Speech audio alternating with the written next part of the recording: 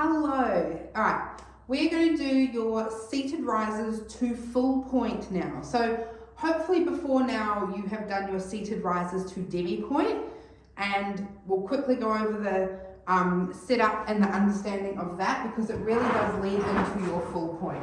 So I'm going to come and sit on a chair or a box. I want to make sure my feet can comfortably sit on the ground.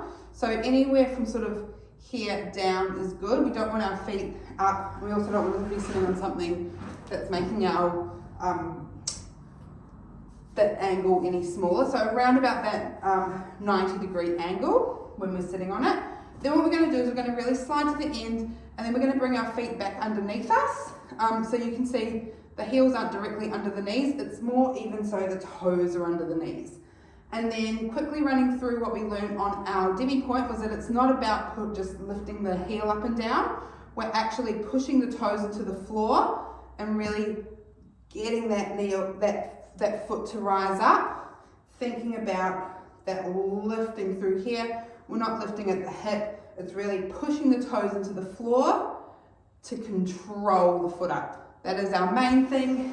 Our alignment that we're watching for is to keep that knee drifting directly up and that even pressure through center of the big toe, base of the big toe and base of the little toe.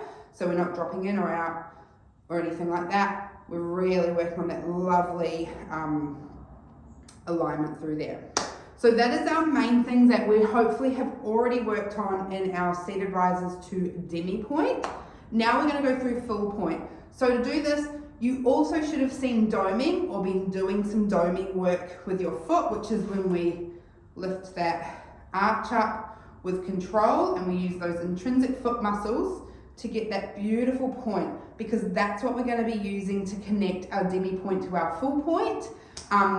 And look, this is good for all dancers, but specifically if you're getting into point shoes, this is going to be a really important one to make sure you're not just doing the movements, but you're being really methodical and specific about what is happening in that foot. So let's talk it through. We've got our same setup. On the edge of the chair, bringing the feet underneath.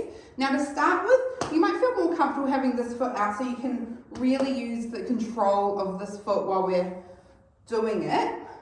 Eventually you'll want to have both feet underneath you, but have this other foot up the front while you're first learning so we can really make sure we've got everything working.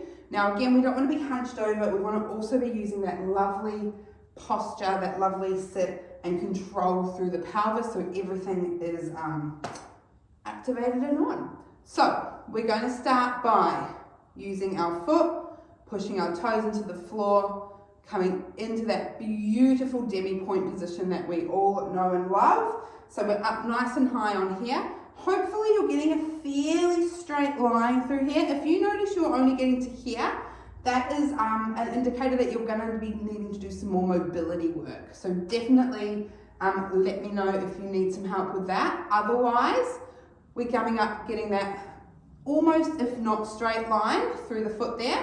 Then from here, we're going to peel the toes and we're actually going to bring them up onto your point.